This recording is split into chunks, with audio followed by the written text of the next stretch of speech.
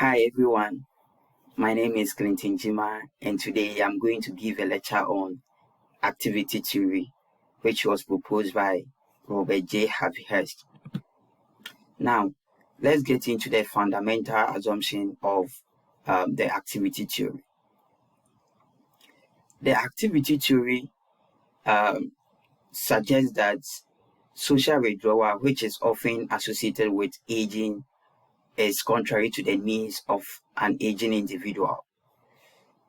It's proposed that older adults maintain life satisfaction through engagement in activities, and that when people get age, we often force them to withdraw from participating in social activities. So the activity theory simply says that we should find a new role for people who are not able to engage in the activity that they were engaging in during their middle life age. It also assumes that individuals who are happy in life, being active and productive, will be happy and satisfied if they continue to be active and productive.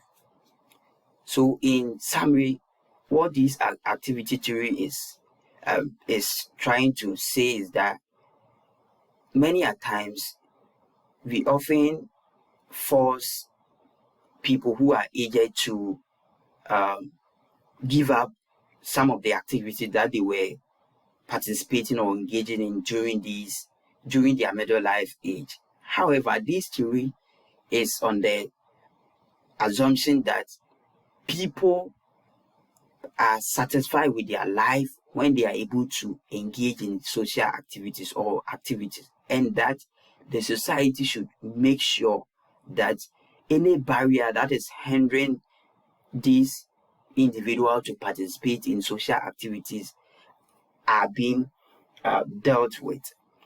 So you should always make sure that older adults remain active, because that is when they maintain their life satisfaction. Now let's get into brief history of this activity theory. The activity theory was developed by Robert J. Harvey-Hurst and colleagues in 1961, and it is rooted in symbolic interactionist theory, which assumes that people self-image and well-being is influenced by their interaction with individuals and then the environment.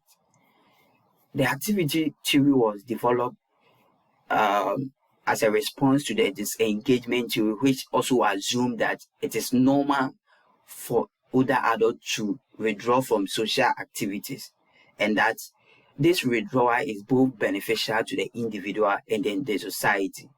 However, this activity theory is in contrary to what the disengagement theory proposes. It also says that tasks from maturation, personal values, and alleviating social pressures were all deemed beneficial to an older adult. Now, let's look at some scenario here. Following the recent death of her spouse,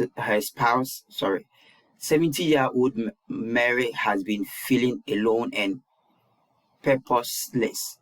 She used to volunteer and participate in social events in her neighborhood, but she has stopped doing this since her husband's death.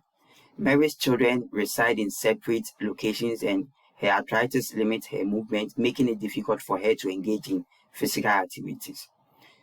Now, from this scenario, we could see that Mary has lost her social roles, and this is actually aligns with activity theory that social withdrawal in old age can lead to loss of personal identity and well-being, and that the activity theory proposes that we should always replace these lost activities with new roles, so that the individual could maintain, or the older adult could maintain, life satisfaction. From the scenario, it could also be pointed out that replacing Mary's activities with new ones that are essential to marry could lead to could combat feelings of being alone and low self-esteem. Now let's look at some of the criticism that has been leveled against the activity theory. The activity theory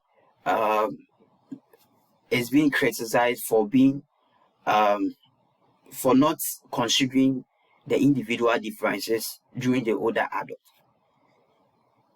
Some of the critiques that has been leveled against activity theory is that activity theory does not consider individual differences in terms of health, in terms of socioeconomic, in terms of the education of the individual.